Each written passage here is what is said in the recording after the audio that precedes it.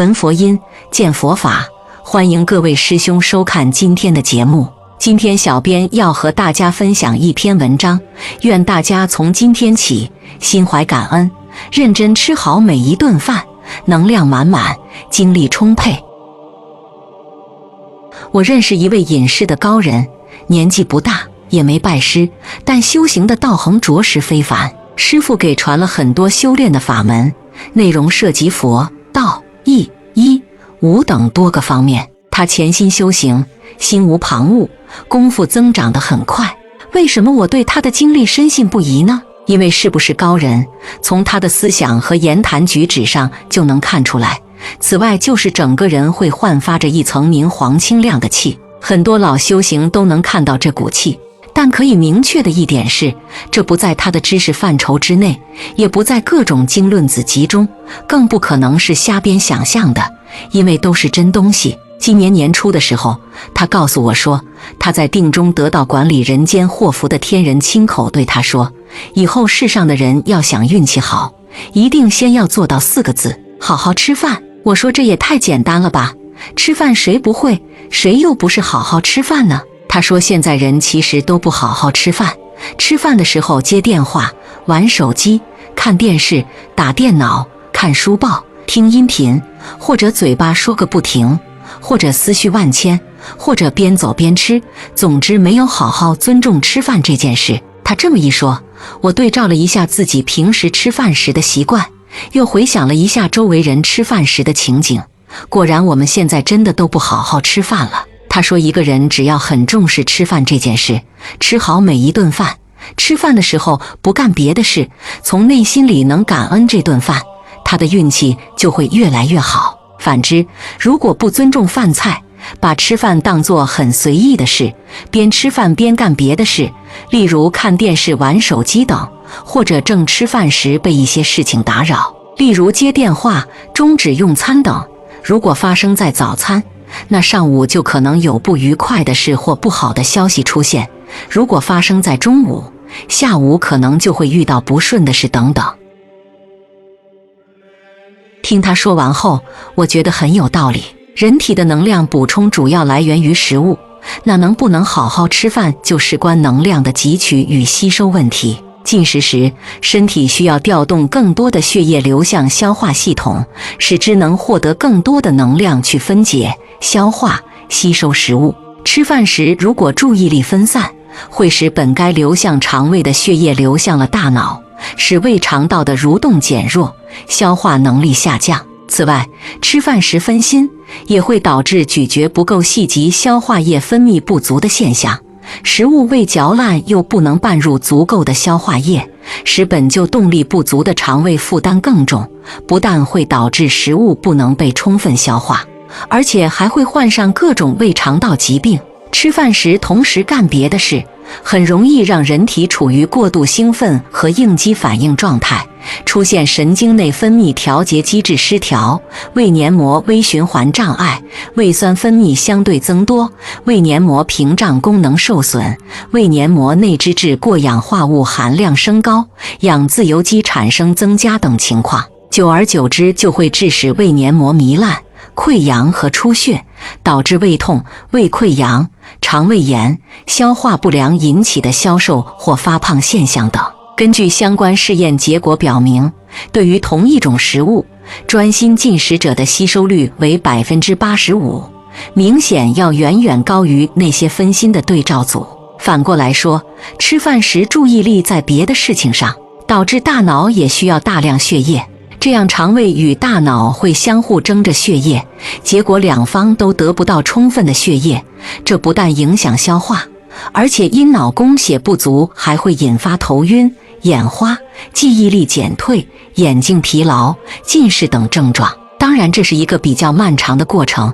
偶尔1、2次这样做可能没什么感觉，但长此以往，特别是养成了不良习惯后，各种问题就会接踵而至。现在年轻人患肠胃病与消化不良的越来越多，越来越严重。据调查分析，与边吃饭边看手机有很大的关系。古人特别讲究食不语，吃饭的时候严禁说话，认为这样有助于固存人体五脏之精气，达到养生的目的。原邹铉寿亲养老新书曰：守口如瓶，防疫如城，既是提示要节制饮食，也是提示要禁食禁言。明西斋居士摄生要语曰：饮食有节，脾土不泄，调息寡言，肺自生津。同样也揭示了节食与寡言的相关性与重要性。此外，脾胃五行为土，对应思虑；心五行为火，对应神。吃饭同时干别的事，会分神思虑，导致火不生土，神不入脾，导致气虚、血虚，脾阳不生，胃阴不降，五脏皆损。任何事物本质上都是量子场，都同时包含能量与信息两个方面。我们在进食时，表面上看的各种食物，实际上是锁闭着各种能量的载体。这些载体有直接将太阳、地球及宇宙其他能量转化为种子的稻米、小麦、坚果、豆类等，及转化为根茎叶果的蔬菜、水果等，也有将上述植物能量转化为动物能量的各类肉食。我们吃下这些食物后，它们会在体内进行一系列复杂的生化反应，再把能量还原出来，以供我们正常的生理需求与新陈代谢。吃饭时无论干任何别的事，这些别的事也都是量子场，也都包含能量与信息。不过这些能量信息场就能是对人有益的还是有害的，就很难说了。如果是负能量的，那么食物就会在微观场能上受到污染，相当于我们吃下了带毒的食物。这些食物在体内被还原为人体所能利用的能量时，负能量的信息也会被传导到身体的各个组织与细胞之内。如果大家有兴趣的话，不妨做个很好玩的实验，找一种很容易分辨出口味的食物，例如果汁、茶水等，分别盛入2个容器中，然后将它们分别置于2个房间内。接着给其中一个放一曲优美舒缓的轻音乐，另一个放一首充满粗口的朋克摇滚，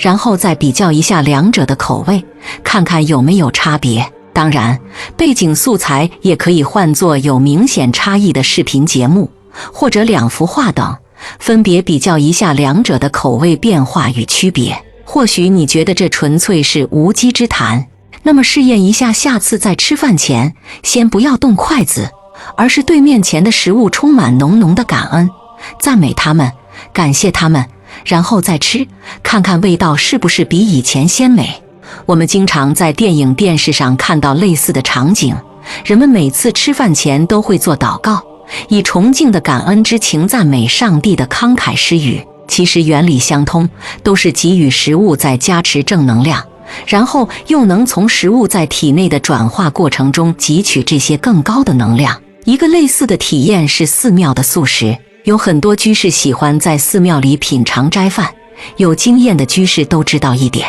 如果这个寺庙比较严守清规，是正法丛林，或者有高僧大德住息，那么这个斋饭就特别香。别看都是素食，而且不能放葱蒜等调味品，但味道之鲜美常令人惊叹不已。曾跟不同的朋友多次去拜访过终南山腹地内一座寺庙，主持是一位修为极高的和尚。每次去斋堂用餐，也就2、3个青菜加上米饭或馒头，大家都觉得好吃得不得了。青菜里只有盐或酱油，可味道比大酒楼用高汤调出来的菜肴香了不知多少倍，而且人人都这么认为，绝非心理作用。以上的实验和例子是为了说明外在的能量场能很大程度上影响食物的能量，更高的能量代表更美味、更可口的感觉体验，而被赋予了更高能量的食物进入我们身体后，也会起到净化身体能量、修复脏腑病患、增强生命活力、提升意识能级的作用。在大家能普遍体会到的正能量中，爱与感恩的能级是最高的，力量也是最强大的。那么，当我们吃饭时不但专心，而且还对饭菜进行感恩，就能激发出爱的高能，赋予食物后最终又回馈给我们自身。因为食物是一种在体内被缓释的特殊能量体，将高能意识附加在它们上边，再在体内进行转化，远要比直接的言语或意念感恩力量作用更持久，效果也更好。或许感叹现在世间之人大多魂不守舍，精神涣散，心无足焰，被各种物质和现象迷乱了双眼，迷失了自我，失去了当下的力量。于是以过去禅宗的方法点拨世人，饥来便吃，困来便眠，不离当下，不失本心。吃饭时想着功名利禄，睡觉时惦记着财色名食的俗人，吃也没吃好，睡也没睡好，总活着浑浑噩噩之中，任由命运的沉浮而不自觉。年初听完高人的忠告后，从那时起，在用餐时就不再看手机、电视、电脑、书籍等了，也尽量少说话。同时也把这个方法传授给了身边的一些弟子与学生。经过大家近1年多来的实践，这条法则确实十分灵验。只要好好吃饭，一切皆顺。但凡那顿饭不好好吃或没有吃好，接下来发生各种不顺或不如意的可能性就很高。有些事可能微不足道，有些就影响很大了。希望看了此文的朋友们，不妨也试试吧。好了，今天的内容就和大家聊到这了，我们下期节目再见。